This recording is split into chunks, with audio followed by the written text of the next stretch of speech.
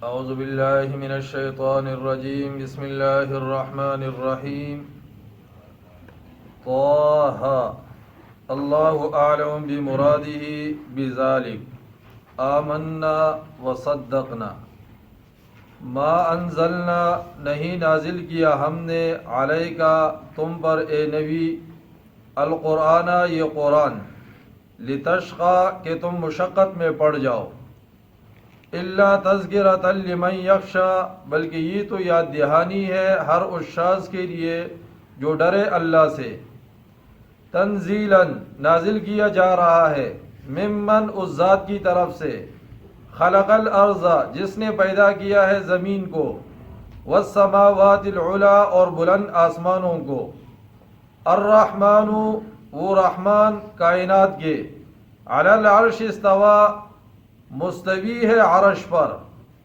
لہو اسی کی ملک ہے ما فی السماوات جو کچھ آسمانوں میں وما فی الارض اور جو کچھ ہے زمین میں وما بینہما اور جو کچھ ہے ان دونوں کے درمیان وما تحت الثری اور جو کچھ مٹی کے نیچے ہے وَإِن تَجْهَرْ بِالْقَوْلِ اور خواہ تم پکار کر کہو اپنی بات فَإِنَّهُ يَعْلَمُ السِّرَّ پس وہ تو جانتا ہے چپکے سے کہی ہوئی بات بھی وَأَخْفَى اور اس سے زیادہ چھپی ہوئی بھی اللہ لا الہ الا ہو وہ اللہ ہے نہیں ہے کوئی معبود سوائے اس کے لہ الاسماء الحسنى اسی کے لیے ہیں سب نام اچھے سورہ مریم کے بعد سورہ طٰہٰ ہے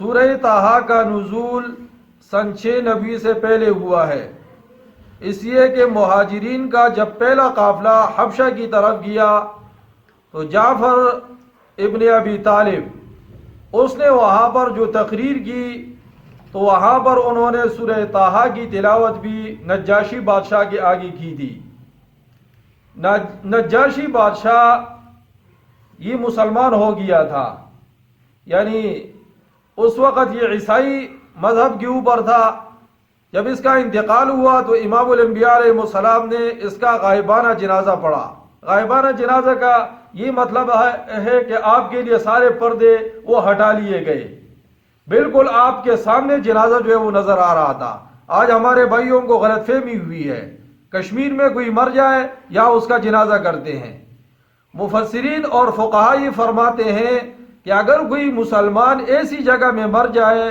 کہ جہاں ایک مسلمان بھی اس کا جنازہ پڑھنے والا نہ ہو تو کہا پھر اس کا جنازہ آپ پڑھ سکتے ہیں دور جگہ سے لیکن جہاں ایک مسلمان بھی ہو تو آپ اس کا جنازہ غائبانہ نہیں پڑھ سکتے حضور نے جو پڑھا یہ حضور کی خصوصیات میں سے تھا یا یہ ہے کہ حضور کے لیے سارے پردے ہٹا لیے گئے جیسے آپ معراج سے واپس آئے مخالفین نے اعتراض کیا کہ بیت المقدس کے کتنے دروازے ہیں تو آپ کے لیے وہ سارے پردے ہٹا لیے گئے آپ فرماتے ہیں میں سامنے دیکھتا رہا اور ان کو بتاتا رہا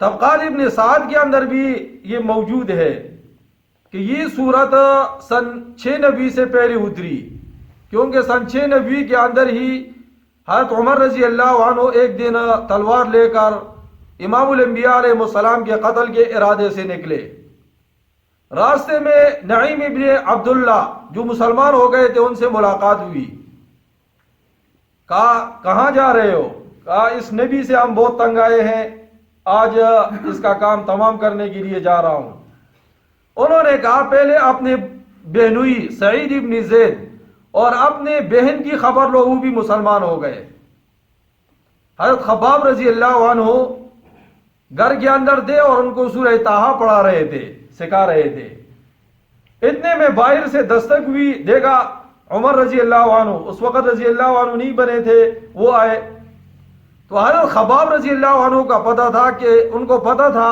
کہ عمر تو بڑے غصے والے ہیں تو آپ گھر میں کونے میں چھپ گئے حضرت عمر اندر آئے کہا کیا پڑھ رہے تھے پہلے انہوں نے ٹال مٹول کی پھر کہا کہ ہم مسلمان ہو گئے ہیں تو حضرت عمر رضی اللہ عنہ نے ان کو مارنا شروع کیا مجبور ہو کر انہوں نے کہا کہ ہم مسلمان ہوئے ہیں اور سورہ طٰہٰ پڑھ رہے تھے کہا وہ اوراق لے آؤ تو بہن سمجھ گئی کہ ہو سکتا ہے ان کا دل نرم ہو.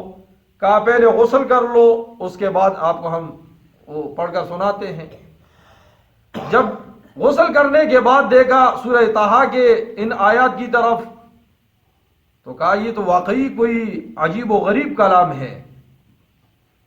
تو حضرت خباب رضی اللہ عنہ کونے سے سن رہے تھے کہ ان کا دل نرم ہوا ہے، وہ بھی اٹھ کر ان کے قریب آئے اور کہا لگتا ہے ایسا ہے کہ حضور نے جو دعا کی تھی کل، اللہم اعز الاسلام بعمر بن حشام او بعمر بن الخطاب، کہا لگتا ہے ایسا ہے کہ وہ دعا قبول ہو گئی ہے.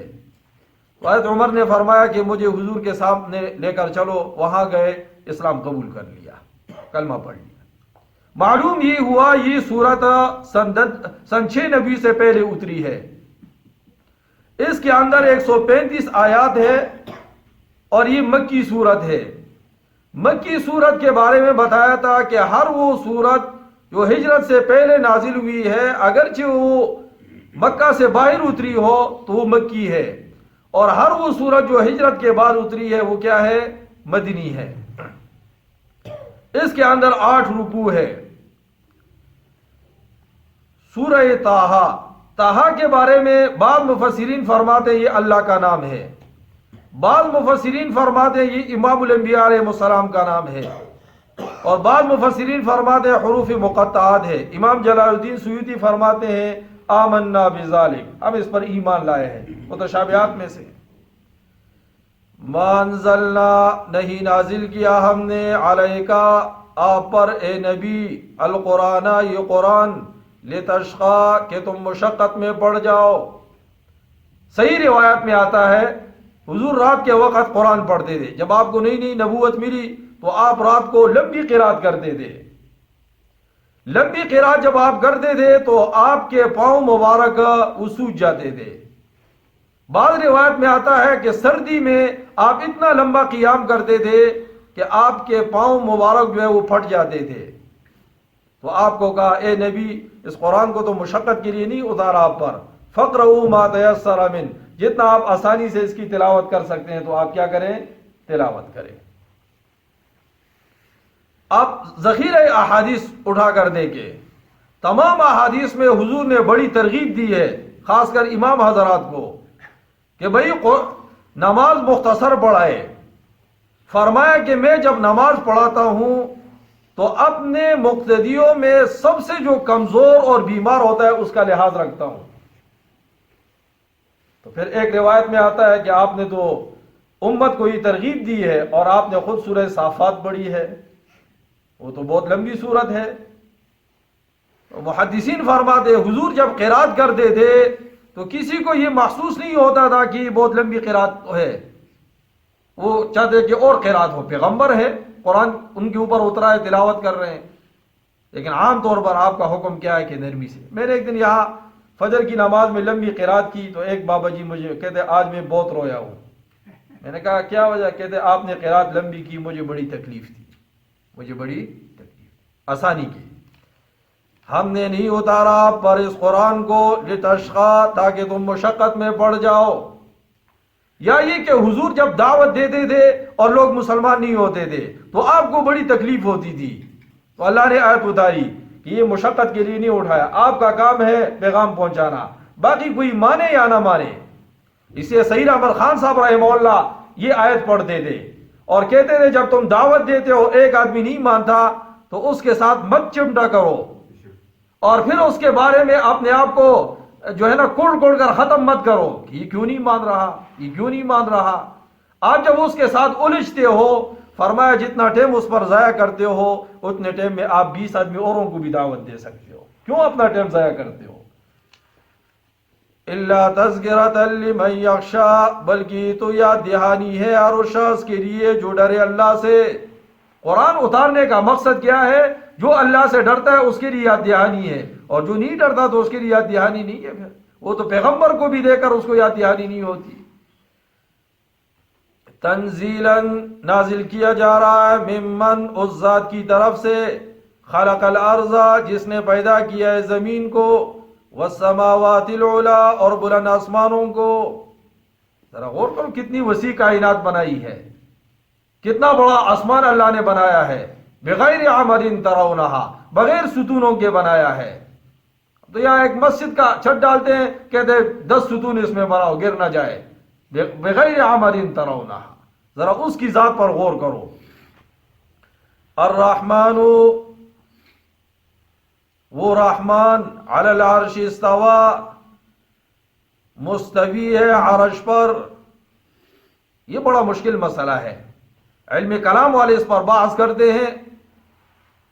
الرحمن علی العرش استوا، آسان مفہوم سمجھے. اہل سنت والجماعت یہ کہتے ہیں کہ اگر تم یہ کہو کہ اللہ کے لیے عرش ہے اور اللہ اس پر بیٹھے ہوئے ہیں، یہ تو اللہ کے لیے جسمانیت ثابت ہو گئی نا. اب میں یہاں بیٹھا ہوا ہوں اس جگہ میں، تو میں اسی جگہ تک محدود ہوں، باہر کا مجھے علم نہیں ہے. تو نعوذ باللہ، اللہ تو مکان سے پاک ہے. پھر اگر یہ کہو کہ اللہ عرش پر مستوی ہے، جیسے ہم بیٹھے ہیں اس طرح اللہ بھی بیٹھے ہیں، نعوذ باللہ، تو پھر تو جہت بھی ثابت ہو گئی کہ جیسے ہمارا دائیں جانب ہے، بائیں جانب ہے، آگے اور سامنے ہے. اللہ تو جہت سے پاک ہے، اللہ تو جہت سے پاک. تو ایک مفہوم یہ ہے، الرحمن علی العرش استوا، اللہ مستوی ہے عرش پر، کما یلیق بشانہ، جیسے اللہ کے شان کے مطابق ہے. ہمیں کوئی علم نہیں ہے، جیسے اللہ کے شان کے مطابق ہے. شاہ ولی اللہ رحمہ اللہ نے اپنے فلسفے میں ایک اور انداز سے سمجھایا. وہ کہتے ہیں 8 جنتیں ہیں، سب سے عالیشان جنت جنت الفردوس ہے. جنتوں کا نظام آسمان سے اوپر شروع ہوتا ہے. فرمایا نچلے جنت سے لے کر اوپر والے جنت کے درمیان 50,000 سال کی مسافت ہے. اس جنت الفردوس کے اوپر پھر اللہ کا عرش ہے. اب اللہ مستوی عرش پر، کیا مطلب؟ وہ فرماتے ہیں اللہ کی تجلیات اترتی ہے، وہ ڈائریکٹ عرش پر پڑتی ہے، عرش اس سے رنگین ہوتا ہے، پھر اس سے پوری دنیا جو ہے وہ رنگین ہوتی ہے. اب اتنا تو پتا ہے کہ اللہ کی تجلیات پڑتی ہے عرش پر، لیکن یہ نہیں پتا کہ وہ کب سے پڑ رہی ہے اور کب تک پڑے گی. تو فرمایا کہ عرش پر مستوی ہونے کا یہ مطلب ہے کہ اللہ کی تجلیات عرش پر پڑ رہی ہے. یہ متشابہات میں سے ہیں، اس کے اندر زیادہ جانے کی ضرورت نہیں ہے، آسان مفہوم میں نے سمجھا دیا ہے. لہو ما فی السماوات، اسی کی ملک ہے جو کچھ ہے آسمانوں میں، وما فی الارض، اور جو کچھ ہے زمین میں، وما بینہما، اور جو کچھ ہے ان دونوں کے درمیان، وما تحت الثری، اور جو کچھ نیچے ہے مٹی کے. آسمان، زمین اور اس کے درمیان، اور مٹی کے نیچے بھی، یعنی نیچے سے نیچے تک بھی یہ سب کچھ اللہ کے لیے ہے. اور اوپر جتنا آپ اوپر چلے جائے یہ سب کس کے لیے ہے؟ اللہ کی ملک. وَإِن تَجْهَرْ بِالْقَوْلِ، اور خواہ تم پکار کر کہو اپنی بات، فَإِنَّهُ يَعْلَمُ السِّرَّ، پس وہ تو جانتا ہے چپکے سے کہی ہوئی بات بھی، وَأَخْفَى، اور اس سے زیادہ چھپی ہوئی بھی. وہ تو دل کے اندر جو ارادہ پیدا ہوتا ہے اس کو بھی جانتا ہے. جماعت کے ساتھی کیا کہتے ہیں؟ کالی رات، کالی چونٹی، کالی پہاڑ پر، کالے پتھر کے اوپر چلتے ہوئے اس کے دل میں جو خیال پیدا ہوتا ہے اللہ اس کو بھی جانتے ہیں، اللہ اس کو بھی جانتے ہیں. امام الانبیاء علیہ السلام باہر تشریف لائے، آپ نے دیکھا ابوبکر صدیق رضی اللہ عنہ تلاوت کر رہے ہیں آہستہ آواز سے، عمر رضی اللہ عنہ تلاوت کر رہے ہیں اونچی آواز سے. آپ نے دونوں کو بلایا، کہا تم آہستہ کیوں تلاوت کر رہے تھے؟ یا رسول اللہ اس ذات کو سنا رہے تھے جو دل کے رازوں کو بھی جانتا ہے، تو اونچی آواز سے سنانے کی کیا ضرورت؟ اب عمر رضی اللہ عنہ سے کہا آپ اونچی آواز سے کیوں تلاوت کر رہے تھے؟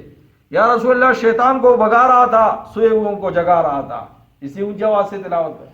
آپ نے اعتدال کا سبق دیا. آپ نے حضرت ابوبکر صدیق رضی اللہ عنہ سے کہا ذرا آواز اونچی کرو، عمر رضی اللہ عنہ سے کہا ذرا آواز نیچے کرو.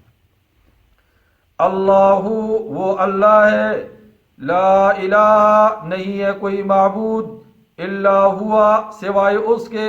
مکی صورتوں کا بنیادی مضمون توحید ہے، تو یہاں پر بھی توحید کی بات، اللہ کے سوا کوئی معبود نہیں. بنیادی دعوت بھی ہے، فاعبد اللہ، اللہ کی عبادت کرو. لہ الاسماء الحسنی، اسی کے لیے سب نام اچھے. وہ غفار بھی ہے، قہار بھی ہے، اس کے مختلف نام ہیں. اس لیے حضور نے فرمایا اللہ کے صفاتی جو نام ہے اس کو جس نے یاد کیا اور اس پر اعتقاد رکھا، فرمایا اللہ ضرور اس کو جنت میں داخل فرمائیں گے۔